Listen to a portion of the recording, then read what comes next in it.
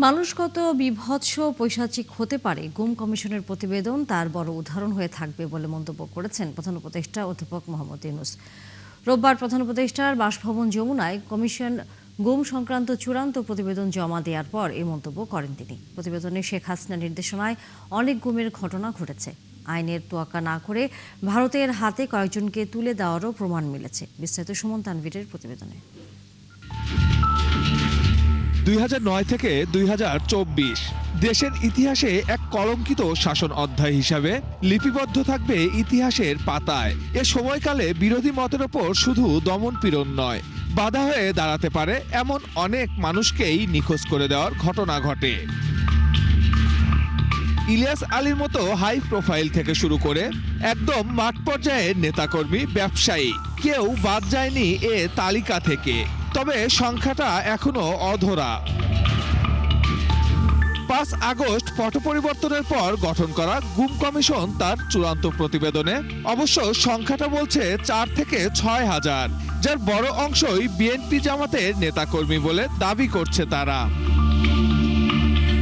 প্রতিবেদনে কমিশন স্পষ্ট করেই বলছে এটি রাজনৈতিক উদ্দেশ্য প্রণোদিত অপরাধ, যেটি পরিকল্পিতভাবেই করা হয়েছে। এ পর্যন্ত ফিরে না আসা ৬৮% মানুষ বিএনপির ও ২২% জামাতের রাজনীতির সঙ্গে যুক্ত বলেও দাবি করছে তারা।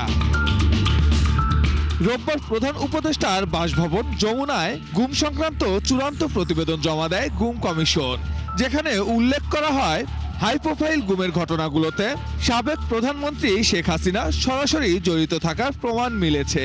গুমের শিকার কিছু ব্যক্তিকে আইনি বিধিবিধানের তোয়াক্কা না করে ভারতের কাছে হস্তান্তরের ঘটনাগুলোতেও নির্দেশদাতা ছিল শেখ হাসিনা। গুম কমিটিকে ধন্যবাদ জানিয়েছেন প্রধান উপদেষ্টা অধ্যাপক মোহাম্মদ ইউনূস। এ দলিলকে পৈশাচিকতার এক চরম উদাহরণ হিসাবে উল্লেখ করেন। তিনি জানান, গণতন্ত্রের আড়ালে কত নৃশংসতা চালানো যেতে পারে সেটিই দেখিয়েছে শেখ হাসিনা সরকার।